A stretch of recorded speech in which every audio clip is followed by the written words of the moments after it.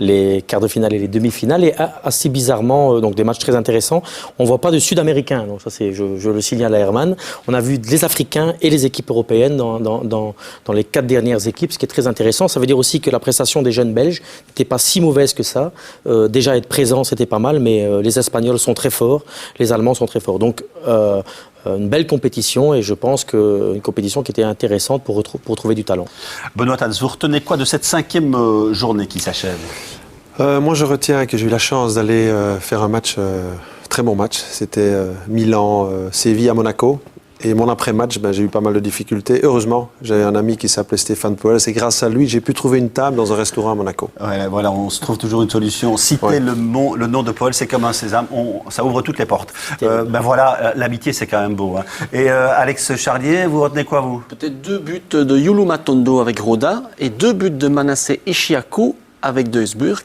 Oui, ces 2 ex-joueurs de Bruges, ils n'ont pas été très bons au Bruges, Lars-Klessin. Ouais, Luc Devroux sera là tout à l'heure, le manager sportif du FC Bruges, sera avec nous aussi tout à l'heure dans nos invités, de même que Manu Ferreira qui viendra nous parler évidemment de la saison du Standard. Et vous avez retenu quoi, David? La superbe réaction dans la défaite de Trond-Soliet après la défaite au Cercle avec Gand. Je trouve que c'était fantastique. Le journaliste n'a même plus, à la VRT, n'a même plus su demander une deuxième question parce qu'elle a expliqué en une réaction pourquoi ils avaient perdu, très magnanime. Ouais, donc être grand dans la défaite et savoir l'accepter, l'expliquer, c'est certainement une qualité chez un entraîneur. Rodrigo, la leçon ou ce que vous avez retenu de ce week-end, c'est quoi? Moucron. Je suis tourné à Moucron hier et ce n'est pas pour Herman Van Holsbeek, désolé. Mais non, j'ai vu une équipe de Moucron belle, offensive, enthousiaste, techniquement assez douée pour le niveau du championnat de Belgique. Et enfin, j'y ai retrouvé un peu l'ambiance de la grande époque, il y a peut-être un peu 10 ans environ. C'était un plaisir d'aller là-bas, un accueil chaleureux, un vrai plaisir d'aller au Cameroun. Allez, Moucron redevient Moucron, ce qui doit vous faire plaisir là-haut, mon cher Benjamin. Ben oui, Michel, moi ce qui me fait plaisir, c'est de voir Rodrigo aussi de retour parmi vous. J'ai eu un peu peur, je dois vous avouer, avec les départs de tous les joueurs portugais, comme Conceição Sapinto. J'ai eu peur qu'il soit lui aussi parti dans une retraite dorée. Bienvenue, Rodrigo. Mais on attend surtout, vous ici, vos mails, vos SMS, vous connaissez les adresses, j'imagine, je vous les rappelle, elles sont là, indiquées sur l'écran. studio1@rtbf.be, ça c'est le mail, et pour le SMS, 3320, code studio, puis vous tapez votre message, on vous attend impatiemment. En parlant des mails, Michel, on en a reçu des dizaines, je ne mens pas, la semaine passée de la part des supporters anderlechtois inquiets, il faut bien l'avouer.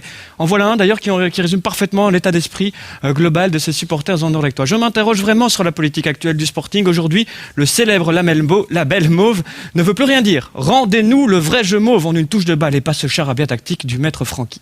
Les artistes partent, les tracteurs restent, mon Sporting pleure et moi avec. Merci pour cette petite poésie. Fred. Mais moi, j'imagine que depuis une semaine, ils sont rassurés, Fred et les autres, les supporters d'Anderlecht, car tout va mieux au Sporting.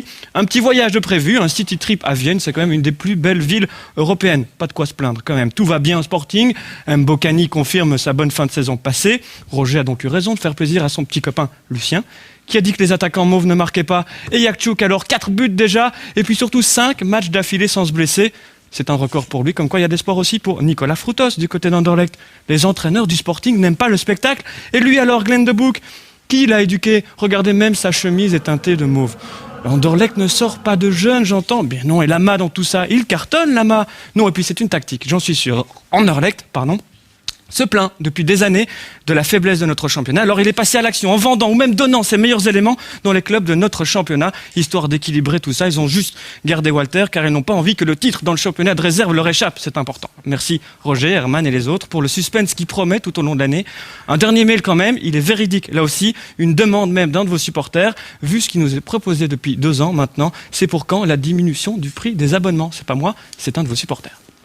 Ben voilà, le ton est donné, Herman. Il va falloir répondre à tout ça. Vous connaissez le style de Benjamin. Il le fait avec sa patte et sa griffe à lui. Mais il y a un fond de vérité dans tout cela. Les réactions que nous recevons, vous en avez reçues aussi certainement dans ce sens-là, en sachant qu'en football, les choses peuvent changer aussi très vite. Nous plongeons directement dans le film de la 5e journée du championnat avec Éric Berger et Damien Detry.